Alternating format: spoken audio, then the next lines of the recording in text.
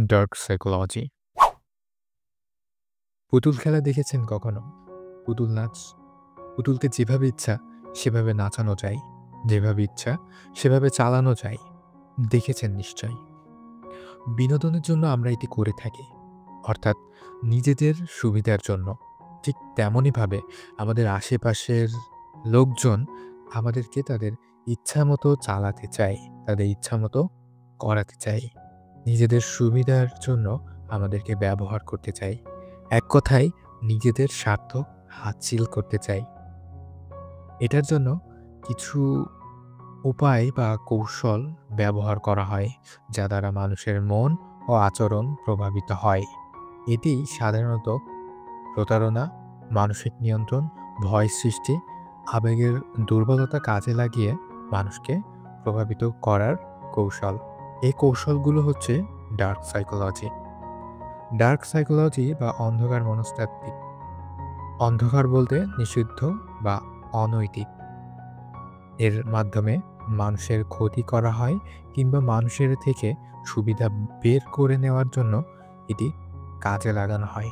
আমি ডার্ক সাইকোলজিগুলোকে বাস্তব জীবনে প্রয়োগ করা একেবারেই সমর্থন করি না।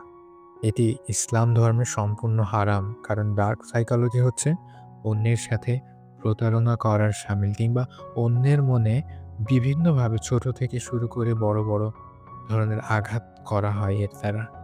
এটা আমাদের জন্য শেখা উচিত এবং কৌশলগুলো জানা থাকা উচিত, যাতে করে কেউ এই কৌশলগুলো কাজে লাগিয়ে আমাদের ক্ষতি না করতে পারে, আমাদেরকে তার স্বার্থের জন্য ব্যবহার না করতে পারে। এ কারণে শেখা উচিত। এ কারণে নয় যে এগুলো আমরা করব, এটা একেবারে উচিত নয়। এর দ্বারা কাউকে অনেক বড় ধরনের ক্ষতি করা যায়, এমনকি কারোর জীবনটাও শেষ করা সম্ভব। এর দ্বারা কেউ আপনাকে মানসিকভাবে ক্ষতবিক্ষত করে তুলতে পারে।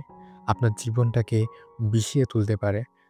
আপনাকে অন্যের ইচ্ছামতো কাজে ব্যবহার করতে পারে এবং আপনার থেকে যেকোনো সুবিধা তুলতে পারে।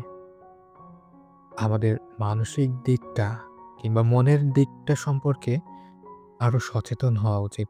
কারণ আমরা শারীরিক দিকটা সম্পর্কে সচেতন হলেও আমাদের মানসিক দিকটা সম্পর্কে একেবারেই সচেতন না। আমাদের এ নিয়ে সচেতন এই কারণেই হওয়া উচিত, কারণ শারীরিক স্বাস্থ্য যেমন অনেক গুরুত্বপূর্ণ, ঠিক তেমনি মানসিক স্বাস্থ্যের দিকেও আমাদের নজর দিতে হবে। অন্যথায় সফলতা কিংবা সুখ কোনোটাই আসবে না। কারণ শারীরিকভাবে এবং মানসিকভাবে উভয়ভাবে সুখী হলেই কেবল তবেই আমরা সুখী। অন্যথায় না আমরা সুখী, না আমরা সফল।